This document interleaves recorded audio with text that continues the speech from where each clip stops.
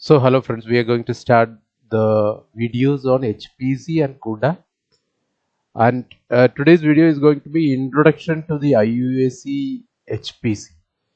That HPC stands for high performance computing, and we are going to get started with a big HPC machine which we have that's called param rudra, and we will go through the basics of this. Now just to introduce the IUAC HPC machine and how to set it up for a CUDA programming environment. This is a parallel programming environment called CUDA. That is what we are going to explore in the videos. So high performance computing is, as by its definition, it includes computers, networks, algorithms, environments to make such systems usable. And it ranges from small cluster of servers to fastest supercomputers. Now, in order to understand the high performance computing, the first thing you have to know is flop, because the machine is going to be a 3 petaflop machine, and let us see how a flop is defined. And this is calculated as number of sockets multiplied by the cores per socket. That means, suppose the computer we are having 24 cores per socket, and suppose number of socket is only 1, and then the clock, let's say it is 2.3 gigahertz or whatever, and multiply by flops per cycle, that is a constant.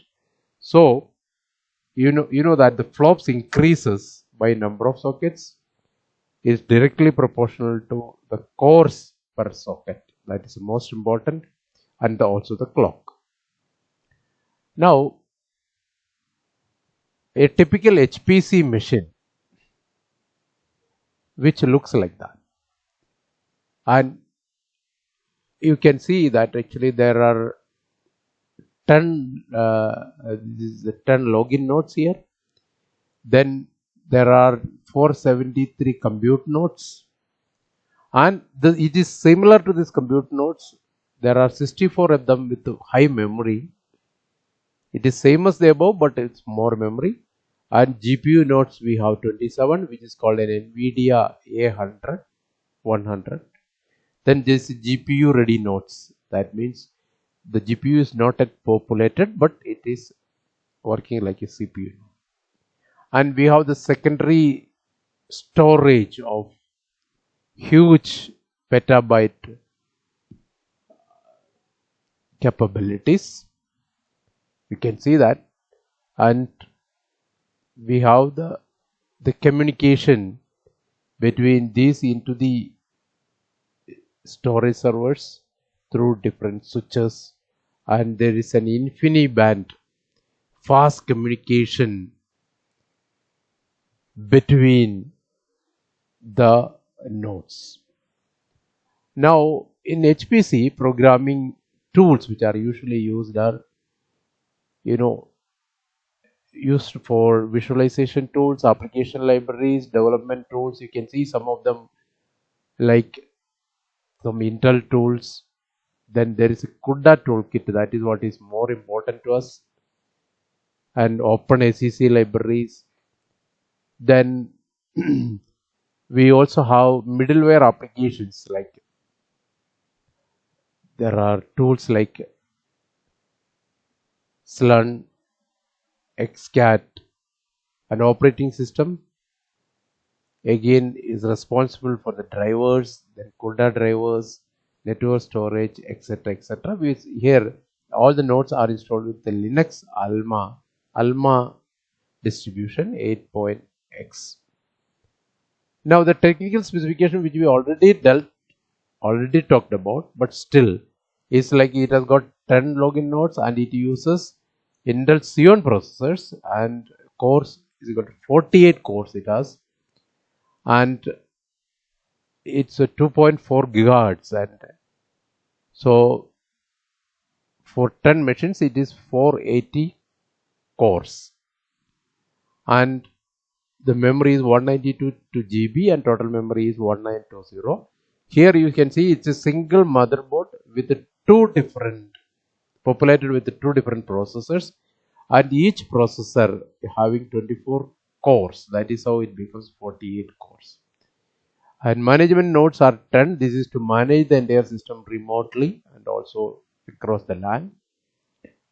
And these are dedicated ports for management separate.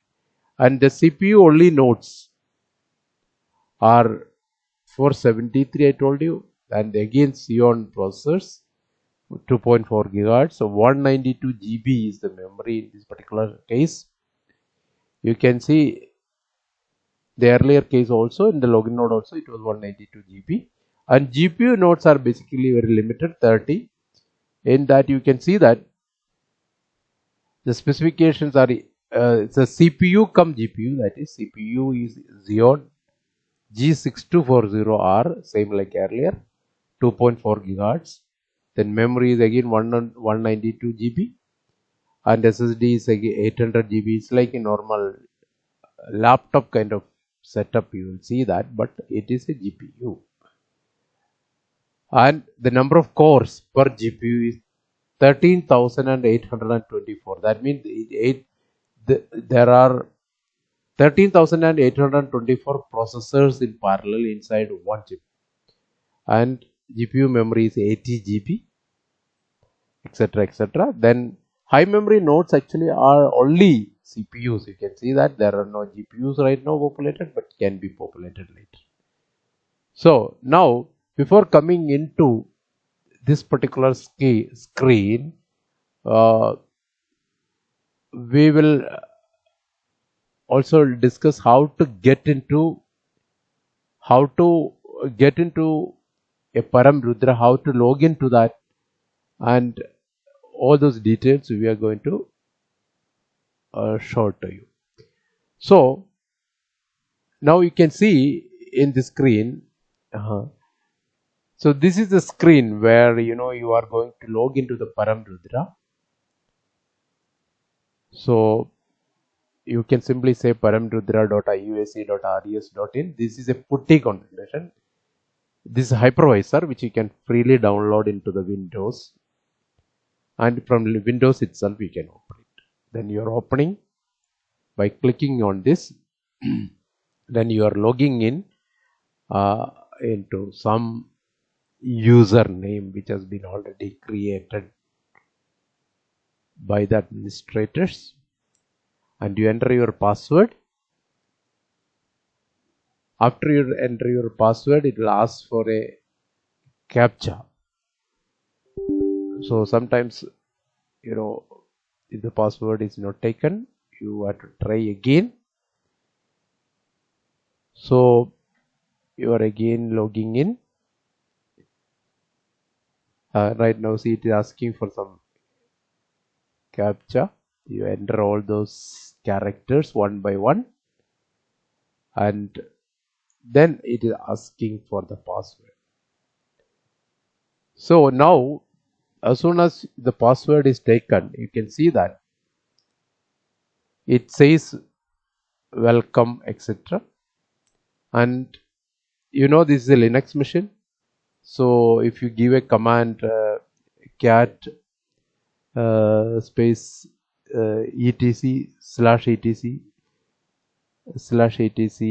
etc/os star, if you give, it will give all the details of this machine, the operating system.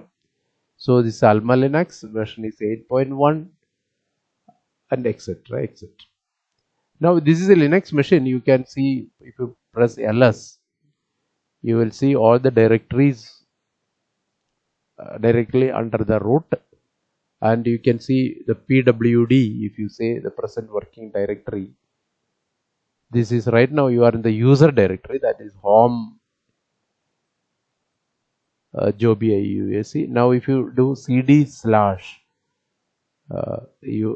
then ls, then you can see all the directories of this machine. It is like a conventional Linux machine. You should see that bin directories for all the bin files, and boot is for all the boot files of the Linux, Like if user slash bin always has commands like ls etc. Then dev commands is basically for hard disk and other things, devices which are like files. etc is for networking, mostly configuration files. Home is for the home directories. So lib for all the libraries, lib64 etc. which you install. mnt is for mounting the file system. So opt is like virtual file systems, you use proc etc. Then there are these are standard Linux standards. So now you can know how to get into a GPU. Just you can give the command here. So there is a srun. This is the command which you are giving. So minus n1 means something, and GPU, how many GPUs you have to use, etc etc. is specified within this command. Now this is the command you have to give. Then press enter. So now it is allocated a GPU. Can you we can see that GPU by a sq command. So you can see that using this you can see for this particular user RPGU011 is allocated to you. Now this also can be seen through a script command.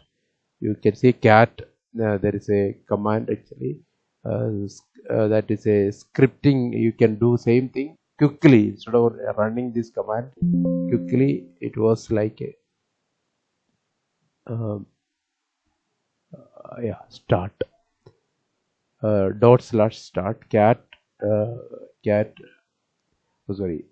you have to go to the original directory, and you have to go to start.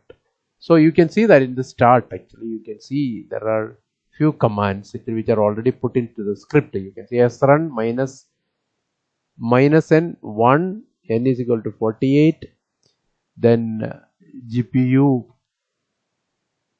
etc etc. That means you can see that 48 cores are allocated in this particular case, n minus and number of cores of the CPU is 48 is allocated, and 2, suppose you say GPU colon 2, that means it is 2 GPUs are allocated. 2 GPUs are allocated. Earlier case we were seeing only 1 GPU was allocated when we gave the command, and now we can when you run this command start, then if you see the it's right now, let's see how many GPUs are allocated.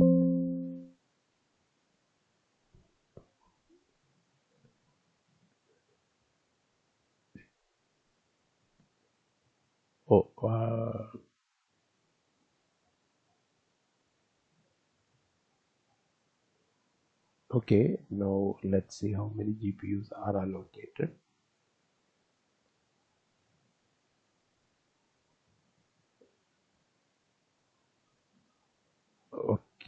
Okay, right now it's showing only 1. Whatever be the case, actually if you want 2 GPUs to be allocated, that will be discussed in the coming videos. So now going back actually to the there is a way you create a program, cuda program, nothing but a .cu program, and which we will come in next videos. But there is and after you create a program from the after you execute the program, you can analyze that program using something called a profiler. So which that's called NVIDIA Insight. It is a profiler where you can see when this program was run, how many GPUs were in use, like you say NVIDIA 800 80GB PCIe. All the configurations of that is being displayed here.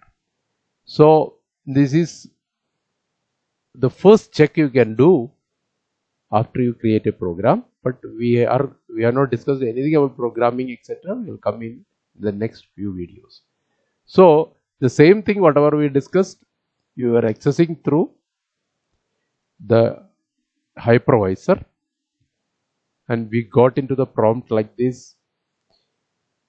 And further, if you want to further go into using the HPC, after you get the get into the GPU, then you can create an environment inside the HPC for installation of the required modules.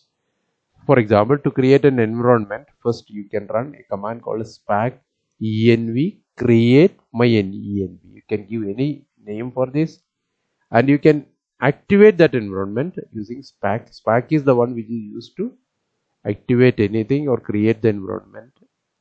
So env activate -p my env, which we have created, and then the username at the rate. So you can probably see that right now practically.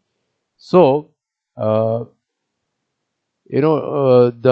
things which you are using, actually commands which you are using, srun, this is what it is, and the sq is the command to see how many node, what node is allocated or what GPU is allocated to you, and then SSH to that, actually that we have not done till now.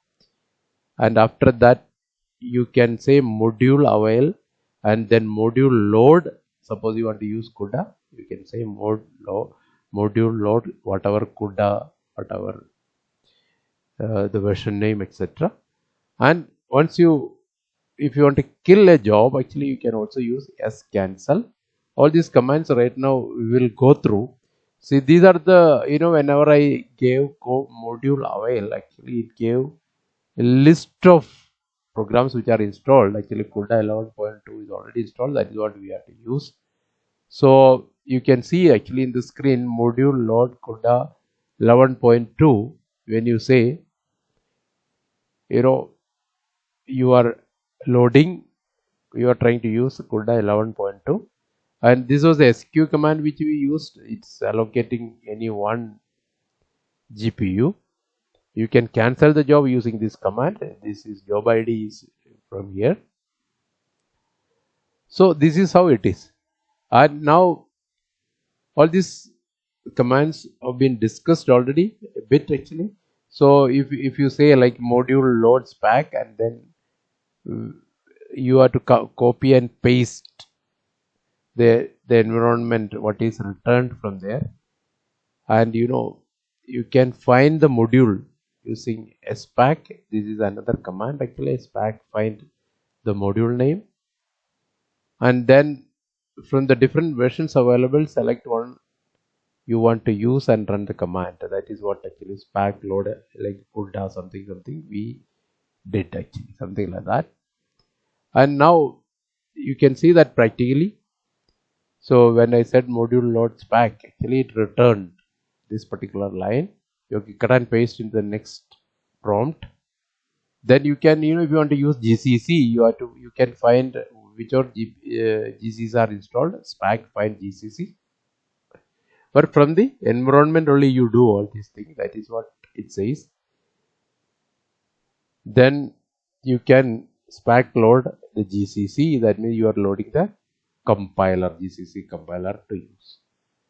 So these are the different things, and there is a command called control show node. Actually, that is actually command can support resource usage for running or terminated jobs, including individual tasks, etc. This also can be used. So that's all in this first video. Thank you.